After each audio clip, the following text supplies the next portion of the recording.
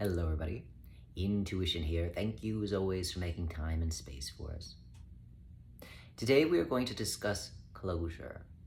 As we know it is an important topic to discuss with all of the things that are currently going on collectively, socially, as well as independently, individually. We will start also by saying that this will be one of our last videos for a little while, as we know that we have left you all with enough information and enough videos to get you to a certain point within your understanding of self that will allow you to truly move into the next dimensionality, the next version, the next extension of all it is that you are. And so, putting that to the side, this will be, again, one of our last videos for a little while. Not forever, but for some time. And so, with that being said, an appropriate conversation to have is closure. How to receive closure, as well as the adjacent topic to closure, which is letting things go. One of the biggest things that we all struggle with, that then therefore starts inhibiting our understanding of self and getting in the way of our behaviors, is not being able to let go of things when it is time to let go of things. And one of the main reasons why we don't like to let go of things is because we have an over-identification to that thing that we think is helping us, or to that thing in which we think is a part of us, an extension of us. And so, because of that over-identification, we are unable to let it go, and then therefore are not able to receive closure that would be most appropriate and helpful to really be able to move on and receive the next thing that is waiting to come into our lives, but cannot because of your over-identification and then therefore preoccupation with whatever it is that you're refusing to let go of. And so we say all of that to say that the first steps in receiving closure is being able to let go of the object in which you've over-identified with. And you do that by looking at the ways in which you've over-identified with that object that get in the way of you seeing the object for what it is and what it was. Because most of the objects, things, people, places that we have in our lives are there to help us, whether it is in the negative or positive way. Regardless, it is there to help us to get to a certain point within our destination, within our journey. But again, it is to help us to get to a certain point, not to help us to get to the whole destination.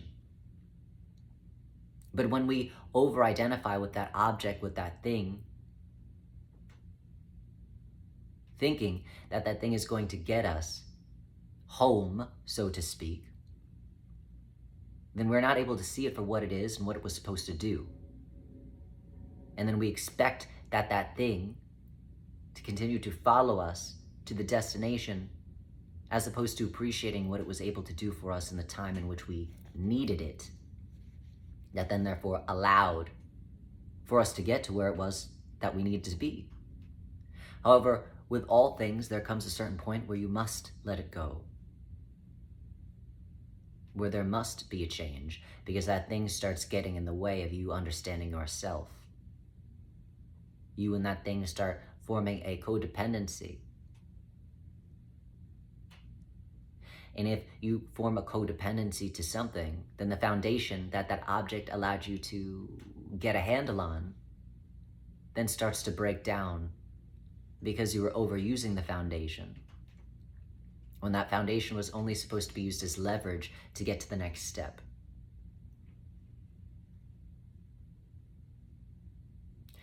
And so it is important, again, to understand what it is that you are letting go of, and make the separation that you are not letting go of yourself, when you let go of something, you are letting go of the thing that allowed you to get closer to the memory, the resonance of yourself. But that was just a waypoint, not the destination. And so, once you realize what it is that you are letting go of, which was something that helped you to get closer to who it is that you are, but now is obscuring where it is that you need to go to get home, to get to the rest of all it is that you are, then it makes it easier to let that go.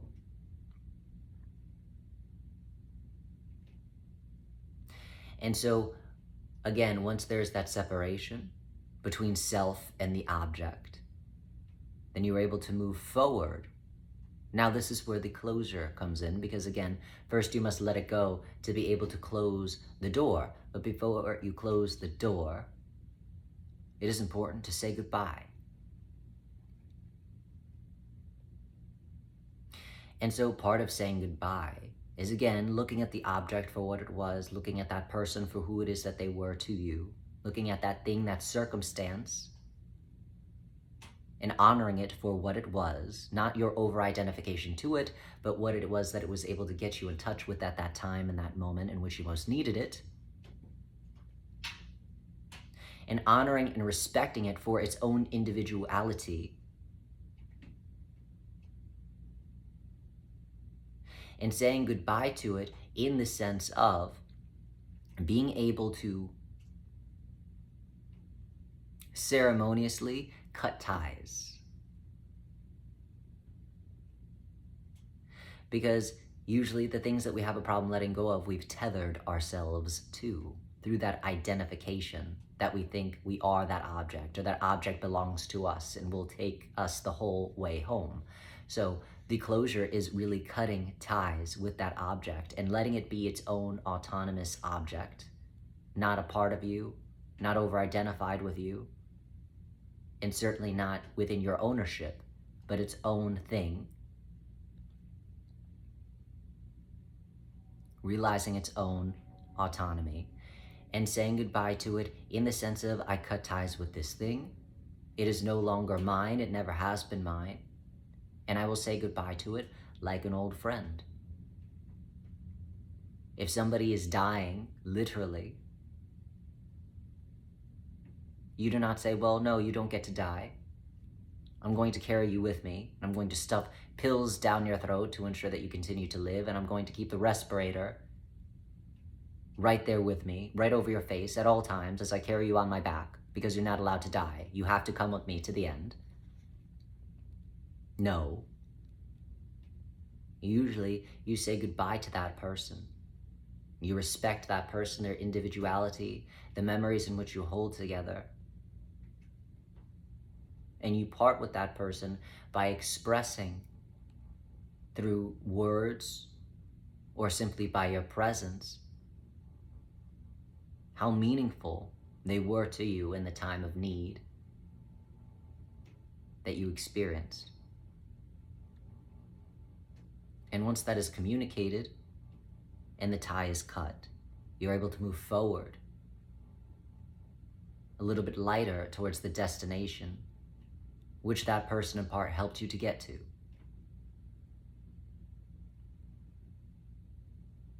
So, closure is all about letting go, and letting go is all about getting rid of the over-identification and attachment that you have to that object. And once you are able to cut ties and realize its own individuation, to let go of the codependence that has existed between you and the object, you're able to move forward more freely towards the next destination, towards the next thing that is starting to try and enter into your life that will help you in a similar way to what it is that you are letting go of.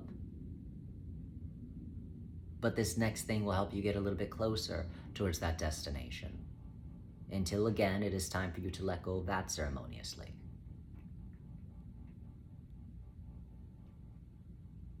And so, closure does not have to be this big, difficult, existential crisis. It could be as simple as changing your perspective and realizing what it really is about. In order for you to get to the next destination, you have to let go of a lot of things. But just because you're letting go of a lot of things to get to your next destination doesn't mean you're letting go of yourself. It means that you are letting go of all the things that weren't you so that you could find yourself again in a new, beautiful way that you wouldn't have been able to do with the over-identifications that you've made to what it is that you thought you were, with all the things you weren't letting go of. And with that, we wish you well. We are full of gratitude for you making time and space for us. And we will be talking at some point in the very near future. Well wishes.